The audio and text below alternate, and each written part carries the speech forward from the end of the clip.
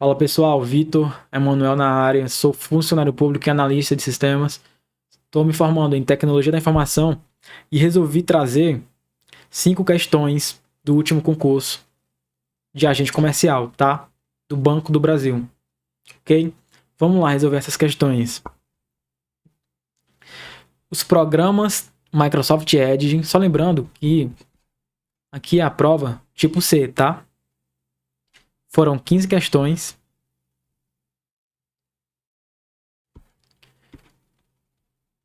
Foram 15 questões de informática, cada questão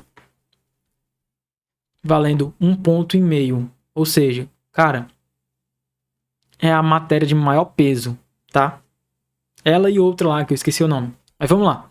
Os programas Microsoft Edge e Mozilla Firefox são dois dos navegadores web muito utilizados, ok?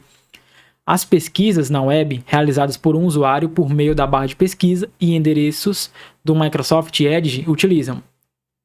Tá, vamos lá. O que é que a questão está querendo? Está perguntando o que o Microsoft Edge utiliza quando faz uma pesquisa na barra de pesquisa e endereço. Primeiro, o que é a barra de pesquisa? É aquela parte retangular que você consegue inserir informações e fazer uma pesquisa para achar uma determinada informação e entrar num site, tá? Vamos lá. Vou começar pelos itens errados, tá?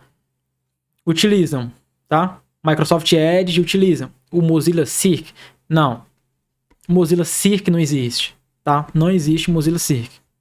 D. O mecanismo de pesquisa mais utilizado por amigos e conhecidos desse usuário não é porque minha mãe, minha tia, minha avó usa um determinado mecanismo de pesquisa que o Microsoft Edge, que é meu, vai utilizar também, tá? Então não existe, sem lógica, pelo amor de Deus, não existe. C. Os mecanismos de pesquisa da Microsoft, sim. Única e exclusivamente, tá errado. A única e exclusivamente não. Tá? Qual é o mecanismo de pesquisa padrão do Microsoft Edge? Bing, tá? Bing é o nome do mecanismo de pesquisa padrão do Microsoft Edge. Mas ele não é único e exclusivo do Microsoft Edge. Eu posso trocar nas configurações pelo Google, posso trocar pelo Yahoo, posso trocar pelo DuckDuckGo, tá? O que é o DuckDuckGo? É um mecanismo de pesquisa focado na privacidade, tá? Na privacidade do usuário. Ou seja, não salva o histórico de pesquisa, ok? E outras características. Tá? Item C, cancela. B, todos os principais mecanismos de pesquisa existentes simultaneamente. Gente, pelo amor de Deus, você só vai poder usar um mecanismo de pesquisa por pesquisa. Tá, fiz uma pesquisa pelo Edge, usei o Bing. Ok, quero fazer outra pesquisa e utilizar outro mecanismo de pesquisa, eu tenho que ir lá nas configurações e trocar o Bing pelo Google, pelo Yahoo, pelo DuckDuckGo, ok? Agora, simultaneamente é impossível, eu tenho que escolher um, tá? O padrão é o Bing, mas eu posso trocar pelo Google, pelo Yahoo, pelo DuckDuckGo, ok? Então cancelo o item B. Item A. O Microsoft Edge utiliza o mecanismo de pesquisa definido como padrão, que é o Bing, na sua configuração. Tá? Item A. Gabarito, item A, ok? Vamos lá para a segunda questão. Considere uma empresa na qual seja comum os colaboradores utilizarem computadores, tá? Que são as estações de trabalho para executar suas atividades. Via de regra, essas estações de trabalho encontram-se conectadas à rede de computador dessa empresa, ok? Essa rede de computadores em uma empresa, como a descrita. Vamos lá, gente. Primeiro, o que é uma rede de computador? Tá? Vamos entender o princípio da questão para vocês conseguirem desenrolar tranquilamente essa questão aí. O que é uma rede de computador?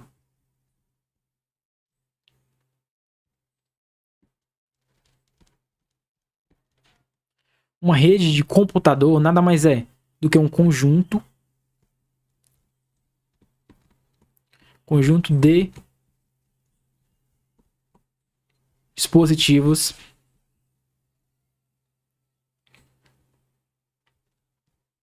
que se conectam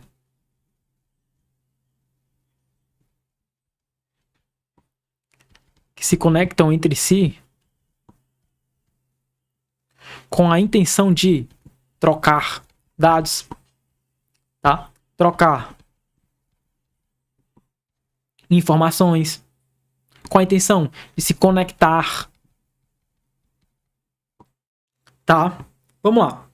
Vou fazer aqui o desenho de uma empresa, tá? Vamos supor aqui uma empresa. Ok? Vamos supor aqui uma empresa, tá? E nessa empresa vai ter 1, 2, 3, 4, 5 computador. Ok. Vai ter 2 celular e vai ter uma impressora, tá? Para esses dispositivos poderem se conectar, tem que existir um ponto central. Tem que existir um ponto central para permitir que todos esses dispositivos possam se conectar entre si, tá? Pode ser um switch ou um roteador. Vou colocar o exemplo aqui de um roteador, tá? Como é PC, PC normalmente é conectado via cabo, tá? Via cabo que se chama Ethernet, tá? Que é o cabo de rede, tá? Então todos os PCs, todos os computadores vão estar conectados via cabo de rede, tá? Que é o Ethernet, ok? Vou conectar todos os cabos no roteador, tá? Todos os 5 PCs estão conectados no roteador, permitindo assim a troca de informação. Agora vamos supor que também tem um notebook, tá?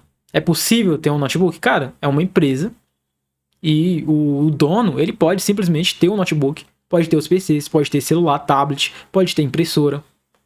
E é o que normalmente tem, tá? Aí o que acontece?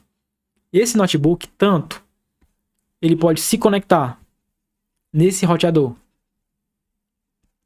via Wi-Fi, tá? Quanto pode se conectar via o cabo de rede, tá? Normalmente o Wi-Fi, tá? Como o notebook, ele é flexível, ele é um dispositivo dinâmico, normalmente se usa Wi-Fi, tá? Esses celulares vai se conectar via Wi-Fi, tá? Porque não existe um cabo de rede, não existe um cabo, tá? Um cabo físico que se conecte, né? Que conecte o celular no roteador, tá? Então, via Wi-Fi, ok? E essa impressoras modernas de hoje em dia, tanto pode ser Wi-Fi como um cabo de rede também, tá? Então vamos para a questão. Essa rede de computadores em uma empresa, como a descrita, possui conexões que são ou cabeadas ou por Wi-Fi. Cara, sério mesmo que existe uma empresa e ele vai ter que se limitar a um dispositivo, a um computador, ou por Wi-Fi ou cabeado? Cara, pelo amor de Deus, não existe isso. Mas nunca os dois simultaneamente? Não dá, né? Não dá. Funciona apenas se todas as estações de trabalho tiverem o mesmo sistema operacional. Cara, tu acha mesmo que eles só vão poder usar, por exemplo, o Windows 11? Windows 11, cara, sério mesmo? Tu acha que não vai poder usar um Android?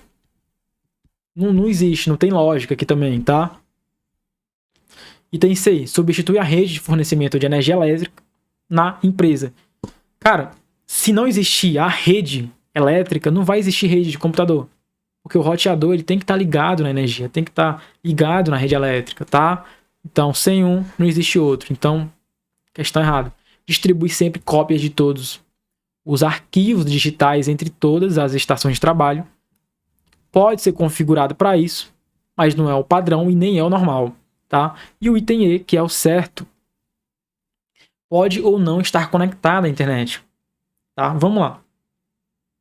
O roteador, ele vai permitir, tá? Se todos os dispositivos estiverem conectados a ele, ele vai permitir que todos os dispositivos se conectem entre si, tá? Para troca de informação, para troca de dados, tá? Mas não necessariamente vai ter internet, tá? Pode ter? Pode. É o que normalmente tem? Mas pode ou não estar conectado na internet para existir uma rede de computador, tá? Não é necessário, não é obrigatório existir internet para se manter uma rede de computador, ok?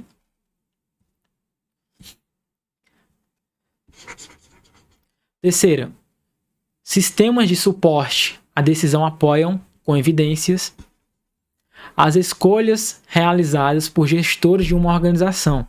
Esses sistemas precisam contar com dados organizados em um armazém de dados, DW ou Data Warehouse, o qual, vamos lá, gente, primeiro vamos entender a lógica do negócio, tá? Para vocês conseguirem mastigar essa questão tranquilo, tá? Primeiro, o que é o DW, tá?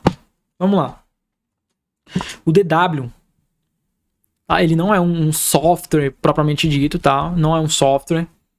Ele vai ser vai poder ser usado um software, tá? Para fazer esse conjunto de informações organizadas, mas ele não é um software propriamente dito, tá? Ele é um grande repositório onde ficam armazenadas os dados organizados, tá? Dados organizados. Lembre de dados organizados, tá? Organizados e resumidos, tá? Vamos lá.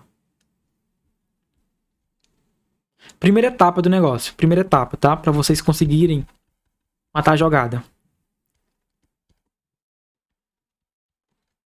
Aqui vai existir 3 etapas, tá? A primeira etapa é a entrada de dado bruto, tá? Entrada de dado bruto, tá? Vamos supor que um dono de empresas, ele vai ter vários sistemas. Vai ter o sistema de recursos humanos, vai ter o sistema de vendas, tá? Vai ter o sistema de estoque. O que é que ele vai fazer? Cara, como aqui é dado bruto,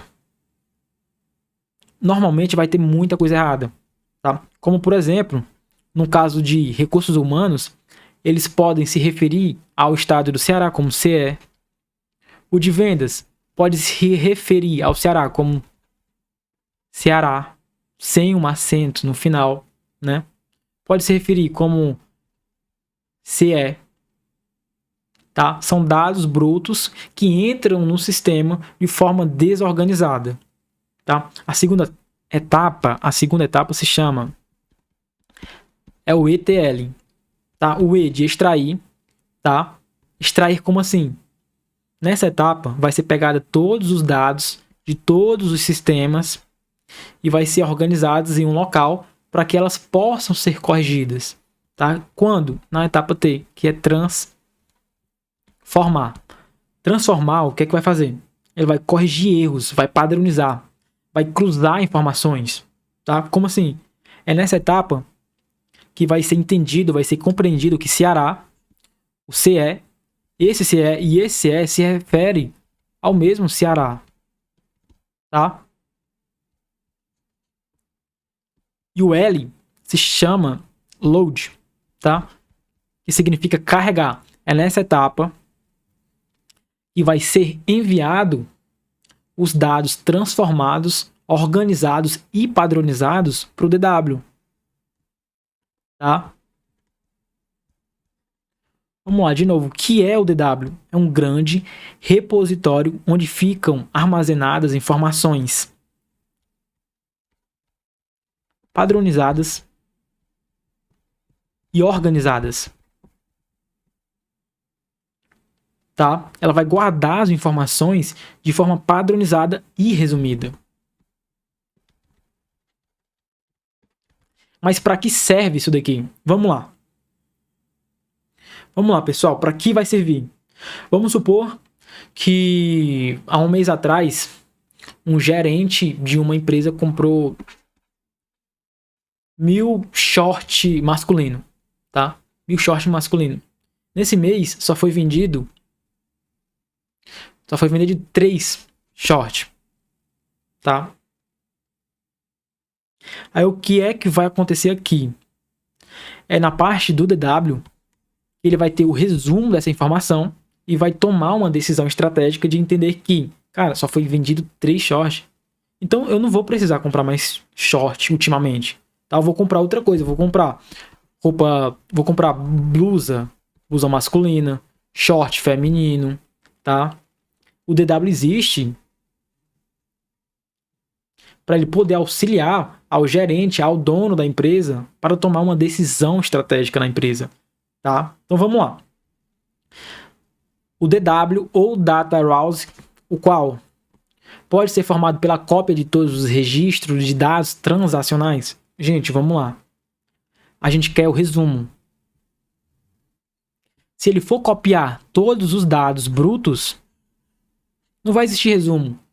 Se existe, por exemplo, 10 mil informações aqui, vai ser copiado tudo e colocar as mesmas 10 mil informações. Então não vai existir resumo. Então o item A não é. Tá? Item B, deve representar e apresentar as eventuais inconsistências entre dados oriundos de sistemas transacionais distintos. Vamos lá. Inconsistência, rapaziada, o que é? É erro. Tá? Onde é que é corrigido o erro? Na transformação. Tá? É na transformação que vai ser corrigido os erros, vai ser padronizadas as informações. Tá? No WD, no DW no caso, vai ser padronizada e resumida as informações. Tá? Vamos lá. Deve ter seus dados disponibilizados para todos os colaboradores e fornecedores da organização. Cara, e os dados confidenciais? Tá? E os dados e as informações estratégicas da empresa? Tu acha mesmo que vai ter todos os dados para todos os colaboradores e fornecedores da organização? Não existe isso, tá? Deve ter dados resumidos, não transacionais, modelados de forma adequada. Tá? Gabarito item D. E o item E deve ser projetado de modo a não permitir mudanças com facilidade. Cara, na verdade, um dos pontos do DW é a flexibilidade, cara. Tem que ser flexível, tá? É um repositório de informações organizadas e flexíveis também, tá? Então o item E não é. Gabarito item D. Ok? Vamos lá. Em uma organização, um dos aspectos importantes para tornar a infraestrutura de TI mais segura é a definição das permissões de acesso de cada usuário aos sistemas de informações existentes nessa organização. Nesse sentido, em relação aos sistemas de informação de uma organização, cada usuário deve ter permissão para item A, alterar dados em todos os sistemas. Sério, lindo, tu acha mesmo que todos os usuários, vamos lá, supor 1000, todos os mil, no caso, vai poder alterar, cara? Vai poder alterar, cara, todos os dados desses sistemas, alterar, cara, não pode, tá? Visualizar dados de todos esses sistemas, cara, e as informações confidenciais, tá? Como é que vai ficar? Então, não é possível todos visualizar dados de todos esses sistemas, ok? Ter acesso às senhas de administração. Pelo amor de Deus. Cara, aqui é uma questão que você vai usar muito mais lógica. Tá? Você vai usar muito mais interpretação, muito mais compreensão, tá? Do que a própria informática em si. Pelo menos nessa questão. Configurar nesses sistemas o que for necessário para os demais usuários. Então, acho que todos os usuários vão poder configurar nesses sistemas o que for necessário. Então, acho que um cara leigo que não sabe nada de TI, ele vai poder configurar achando que um cara que é doutorado é mestre em TI, ele tá achando que vai ajudar ele. Cara, não existe isso, não é todos, tá? Se fosse o contrário, se fosse ele, um homem que tem doutorado, ou mulher, tá? Doutorado mestre em TI, poderia sim, tá? Configurar o sistema pro leigo, mas o leigo pro doutorado não existe, tá? Vamos usar a lógica nessa questão. Acessar esses sistemas apenas de acordo com as necessidades do seu trabalho, tá? Gabarito item E, lógico, tá? Uma questão lógica. Isso aqui para mim é mais raciocínio lógico do que informática. E tem questão 5, vamos lá, rapaziada. Para acessar sistemas de informação, é comum que seus usuários sejam solicitados a informar suas credenciais, que normalmente são definidas por meio de uma identificação de usuário e uma senha. Como identificação de usuário, é comum ser utilizado o e-mail ou o CPF do usuário. Nesse contexto, um exemplo de uma senha bem formada e segura é 12345677. Cara, isso aqui é um hacker com força bruta em milésimos, tá? Milésimos, ele consegue descobrir essa senha aqui, milésimos. E tem que ser igual à identificação do usuário? Tu acha mesmo? Cara, pensa comigo aqui, usa o teu cérebro, tá? É hora de usar o cérebro. Tu acha mesmo que se tu tem um e-mail, que é o teu CPF, e tu vai colocar a tua senha, que é o mesmo número do CPF, tu acha que isso é seguro? Tu acha que se o cara descobrir isso aqui e ele tentar a senha com o mesmo e-mail, se ele descobrir, tu acha que não... Meu Deus, tá? Eu não consigo nem raciocinar isso daqui, tá? Porque não é seguro você ter a senha da mesma forma que tem o e-mail, ok? Então, pelo amor de Deus, jamais não ousem marcar esse item. A data de aniversário do usuário, pelo amor de Deus, tá? Nunca é seguro. E XYZ. Cara, primeiro que não existe nem a possibilidade de colocar uma senha com 3 caracteres, tá? Então, loucura. Gabarito item B, tá? E é isso, rapaziada. Essas foram as 5 primeiras questões da prova de agente comercial, tá? Muito obrigado por assistirem. Sei que teve uns erros grotescos de português, mas é o nervosismo, né? Para quem tá começando, câmera não é uma coisa tão fácil de se enfrentar, tá? Deixem um like, deixem o seu comentário, que em breve vai ter novos vídeos. Valeu!